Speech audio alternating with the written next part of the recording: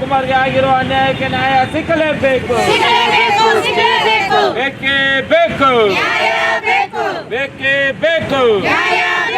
बोलो डॉक्टर बाबा साहेब आंबेडकर जिंदाबाद. बोलो डॉक्टर बाबा साहेब आंबेडकर जिंदाबाद. दलित ಟೈಗರ್ ಸಂಘಟನೆಯ ಹೋರಾಟಕ್ಕೆ ಜಯವಾಗಲಿ. ದಲಿತ ಟೈಗರ್ ಸಂಘಟನೆಯ ಹೋರಾಟಕ್ಕೆ ಜಯವಾಗಲಿ. ಮೈಸೂರು ಜಿಲ್ಲೆಯ ಕೋರ್ಗಳ್ಳಿ ಕೈಗಾರಿಕಾ ಪ್ರದೇಶದಲ್ಲಿರುವ ಕೆಐಎಡಿಬಿ ಫ್ಲಾಟ್ ನಂಬರ್ 24ರ ಹಸ್ತಾಂತರದಲ್ಲಿ ಉದ್ಯಮಿ ಶ್ರೀ ಕೆಸಿ ವಿಜಯಕುಮಾರ್ ಅವರಿಗೆ ಭಾರೀ ವಂಚನೆಯಾಗಿದ್ದು, ಈ ಅನ್ಯಾಯದ ವಿರುದ್ಧ ದಲಿತ್ ಟೈಗರ್ ಸಂಘಟನೆಯು ಬೆಂಗಳೂರಿನ ಫ್ರೀಡಂ ಪಾರ್ಕ್ನಲ್ಲಿ ಬೃಹತ್ ಪ್ರತಿಭಟನೆ ನಡೆಸಿದರು. ಅಧ್ಯಕ್ಷರಾದ ಅರುಣ್ ರವರ ನೇತೃತ್ವದಲ್ಲಿ ನಡೆದ ಪ್ರತಿಭಟನೆಯಲ್ಲಿ ನೂರಾರು ಜನ ದಲಿತ್ ಟೈಗರ್ಸ್ನ ಸೇನಾನಿಗಳು ಭಾಗವಹಿಸಿ ಘೋಷಣೆಗಳನ್ನು ಕೂಗಿ ಪ್ರತಿಭಟನೆ ನಡೆಸಿದರು. ಇದೇ ಸಂದರ್ಭದಲ್ಲಿ ಮಾತನಾಡಿದ ದಲಿತ್ ಟೈಗರ್ಸ್ ಅರುಣ್, ಕೆಸಿ ವಿಜಯಕುಮಾರ್ ಅವರಿಗೆ ನ್ಯಾಯ ಒದಗಿಸಿ ಅವರು ನೀಡಿರುವ ಹಣಕ್ಕೆ ಜಾಗವನ್ನು ತಕ್ಷಣ ನೋಂದಣಿ ಮಾಡಿಕೊಡಬೇಕೆಂದು ಆಗ್ರಹಿಸಿದರು. ಇಲ್ಲದಿದ್ದರೆ ಮುಂದಿನ ದಿನಗಳಲ್ಲಿ ಬೃಹತ್ ಹೋರಾಟ ನಡೆಸುವುದಾಗಿ ಎಚ್ಚರಿಕೆ ನೀಡಿದರು. ಬೇಕೇ ಬೇಕು. ಕೋಟ್ಯಾಂತರ ರೂಪಾಯಿ ವಂಚನೆ ಕೆಸಿ ವಿಜಯಕುಮಾರ್ಗೆ ವಂಚನೆ ಮಾಡಿರುವ ಕಿರಿಕಿರಿಯನ್ನು ಕೂಡಲೇ ಬಂಧಿಸಿ. ಬೇಕೇ ಬೇಕು, ಬೇಕೇ ಬೇಕು. ಯಾತಕ್ಕಾಗಿ ಹೋರಾಟ, ಯಾತಕ್ಕಾಗಿ ಹೋರಾಟ, ಎಲ್ಲಿಯ ತನಕ ಹೋರಾಟ, ಎಲ್ಲಿಯ ತನಕ ಹೋರಾಟ, ಎಲ್ಲಿಯ ತನಕ ಹೋರಾಟ.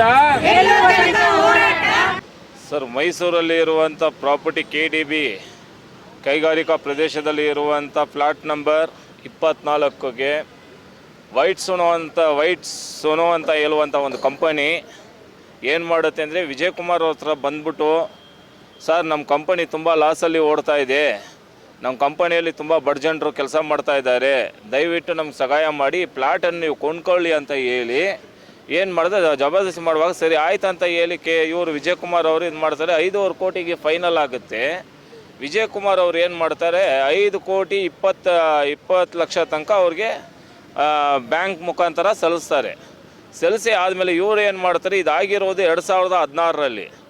ಇವ್ರು ಏನು ಮಾಡ್ತಾರೆ, ಆ ಕಂಪನಿಗೆ ಸಂಬಂಧಪಟ್ಟವರು KDBಯಿಂದ ನಮಗೆ NOC ಬಂದಿಲ್ಲ, KDBಯಿಂದ ನಮಗೆ ರಿಜಿಸ್ಟರ್ ಆಗಿಲ್ಲ, ಆಗಿದ ತಕ್ಷಣ ನೀವು ಮಾಡಿಕೊಡ್ತೀವಿ ಸರ್ ಅಂತ ಹೇಳಿ 10 ವರ್ಷ ತಳ್ಕೊಂಡು ಬರ್ತಾರೆ ಇವರು. ಆಮೇಲೆ ಏನು ಮಾಡ್ತಾರೆ, ವಿಜಯಕುಮಾರ್ ತಡೆಯೋಕ್ಕಾಗದೆ ಏನು ಮಾಡ್ತಾರೆ, ಕೋರಮಂಗಲ ಪೊಲೀಸ್ ಸ್ಟೇಷನಲ್ಲಿ ಕಂಪ್ಲೇಂಟ್ ಕೊಡ್ತಾರೆ.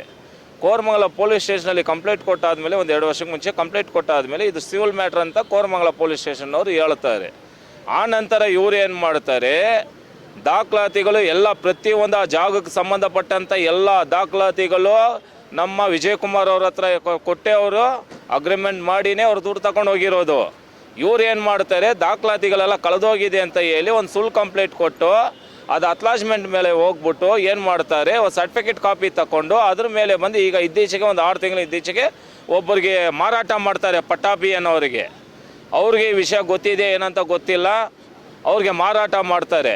ಮಾರಾಟ ಮಾಡಿದ್ರೆ ಈಗ ಬಂದು ದಾಖಲಾತಿ ಎಲ್ಲ ಕೊಟ್ಟು ಬ್ಯಾಂಕಿನ ಮುಖಾಂತರ ಹಣ ತಗೊಂಡು ಸುಳ್ಳು ಕಂಪ್ಲೇಂಟ್ ಕೊಟ್ಬಿಟ್ಟು ಇವ್ರು ಇದು ಮಾಡಿದ್ರೆ ಇದು ಕ್ರಿಮಿನಲ್ ಕೇಸ್ ಆಗುತ್ತೆ.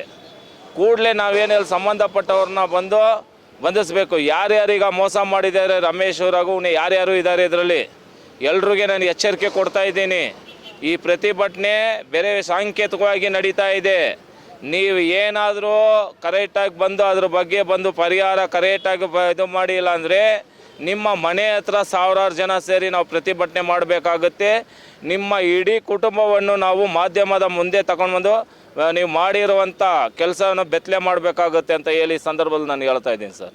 ಇವತ್ತು 5,17 ಲಕ್ಷದವರೆಗೂ ಅವರು ಅಮೌಂಟ್ ಕೊಟ್ಟಿದ್ದಾರೆ ಆ್ಯಕ್ಚುಲಿ, ಬಟ್ ಅವರು ಸೇಲ್ ಡೀಡು ಯಾವುದೇ ಒಂದು ಅಗ್ರಿಮೆಂಟು ಆ ಥರ ಏನು ಮಾಡ್ಕೊಂಡೇ ಅಮೌಂಟ್ ಕೊಡ್ತಾರೆ ಸರ್. ಅಗ್ರಿಮೆಂಟ್ ಮಾಡಿದ್ದಾರೆ, ಆ ಜಾಗಕ್ಕೆ ಸಂಬಂಧಪಟ್ಟಂತೆ ಒರಿಜಿನಲ್ ಎಲ್ಲ ಡಾಕ್ಯುಮೆಂಟ್ಸನ್ನು ಕೊಟ್ಟಿದ್ದಾರೆ.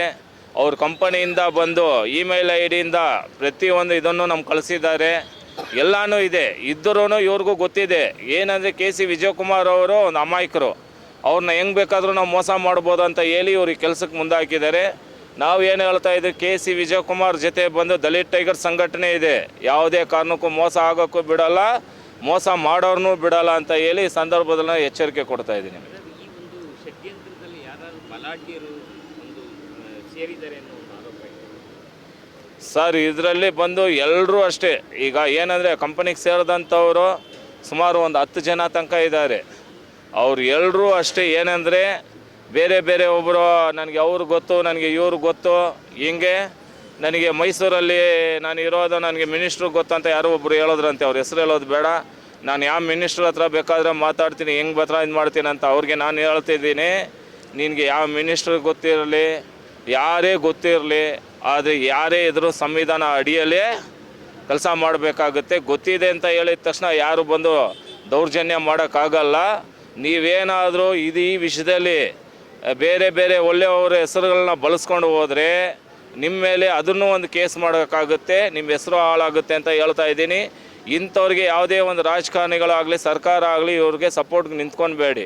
ಯಾಕಂದರೆ ಇವ್ರು ಮೋಸಗಾರರು, ಒಬ್ರಿಗೆ ನಂಬಿಸಿ ಮೋಸ ಮಾಡಿರೋರು. ದುಡ್ಡು ತಗೊಂಡು ಪೇಪರ್ ಕಳೆದೋಗಿದೆ ಅಂತ ಹೇಳಿ ಸುಳ್ಳು ಕಂಪ್ಲೇಂಟ್ ಕೊಟ್ಟು ಅದು ಸರ್ಟಿಫಿಕೇಟ್ ಕಾಪಿ ತಗೊಂಡು ಇನ್ನೊಬ್ಬರಿಗೆ ಮಾರಾಟ ಮಾಡಿದ್ದಾರೆ. ಅಂದರೆ ಇವ್ರ ಥರ ಮೋಸಗಾರರು ಯಾರೂ ಇಲ್ಲ ಅಂತ ಹೇಳಿ ಹಿಂಗೆ. ಆದರೆ ಇವ್ರಿಗೆ ಯಾರೇ ಒಂದು ರಾಜಕಾರಣಿ ವ್ಯಕ್ತಿಗಳಾಗಲಿ ಯಾವುದೇ ಒಂದು ಇಲಾಖೆಯವರಾಗಲಿ ಇವ್ರ ಪರವಾಗಿ ಏನಾದರೂ ಬಂದು ಯಾರು ಮೋಸ ಮಾಡಿದಾರೋ ಅವ್ರ ಪರವಾಗಿ ಬಂದು ಏನಾದರೂ ನಿಂತ್ಕೊಂಡು ಏನಾದರೂ ಮಾಡೋಕೆ ಅವ್ರ ವಿರುದ್ಧನೂ ನಾವು ಹೋರಾಟ ಮಾಡೋಕ್ಕೆ ಸಿದ್ಧವಾಗಿದ್ದೀವಿ ಅಂತ ಹೇಳ್ತಾ ಇದ್ದೀವಿ. ಈಗ ಕೋರ್ಟಲ್ಲಿ ಇದು ಆಕ್ಚುಲಿ ಕೇಸ್ ಆಗಿದೆ ಅಂತ ಹೇಳ್ತೀವಿ, ಏನು ನಡೀತಾ ಇದೆ ಸರ್? ಏನಂದರೆ ಇದೇಶಕ್ಕೆ ನಮ್ಮ ಗಮನಕ್ಕೆ ಬಂದಿದ್ದ ತಕ್ಷಣ ನಾವು ಯಾವತ್ತೂ ಕಾನೂನನ್ನು ಕೈಗೆ ಎತ್ಕೊಂಡವರಲ್ಲ. ಹಿಂಗೆ ಕಾನೂನು ಮುಖಾಂತರ ನ್ಯಾಯಾಲಯದ ಮುಖ ಹೋಗ್ಬಿಟ್ಟು ಈ ನ್ಯಾಯಾಲಯ ಗಮನಕ್ಕೆ ತಂದು ನಾವು ಆಲ್ರೆಡಿ ಆ ಜಾಗದ ಮೇಲೆ ನಾವು ಸ್ಟೇ ತಗೊಂಡು ಬಂದಿದ್ದೀವಿ. ಇಂಜೆಕ್ಷನ್ ಸಿಕ್ಕಿದೆ, ತಾತ್ಕಾಲಿಕವಾಗಿ ಇಂಜೆಕ್ಷನ್ ಸಿಕ್ಕಿದೆ. ಇಂಜೆಕ್ಷನ್ ಸಿಕ್ಕಿದೆ ಅಂದರೆ ನಮಗೆ ಜಯ ಸಿಕ್ಕಿದೆ ಅಂತ ಅರ್ಥ. ಹಿಂಗೆ ಅದರಿಂದ ನ್ಯಾಯಾಲಯ ಗಮನದಲ್ಲೂ ಇದೆ. ಇವರೆಲ್ಲೂ ತಪ್ಪಿಸ್ಕೊಳಕ್ಕಾಗಲ್ಲ. ಇವರೇ ಬಂದು ನಮ್ಮ ಹತ್ರ ಕೂತ್ಕೊಂಡು ಏನೋ ಆಗಿರೋದು ತಪ್ಪಾಯ್ತಂತ ಏನು ವಿಜಯಕುಮಾರ್ಗೆ ಸೇರಬೇಕಾಗಿರುವಂಥ ಜಾಗವನ್ನು ಬಿಟ್ಕೊಟ್ರೆ ಇವರೆಲ್ಲ ಹೊರಗಡೆ ತಿರುಗಾಡ್ತಾರೆ. ಇಲ್ಲ ಅಂದರೆ ಇಡೀ ಇವ್ರ ಕುಟುಂಬದ ಎಲ್ಲರ ಮಾನ ಮರ್ಯಾದೆನೂ ಹೋಗುತ್ತೆ ಅಂತ ಇಲ್ಲಿ ಸಂದರ್ಭದಲ್ಲಿ ಹೇಳ್ತೀನಿ ಸರ್.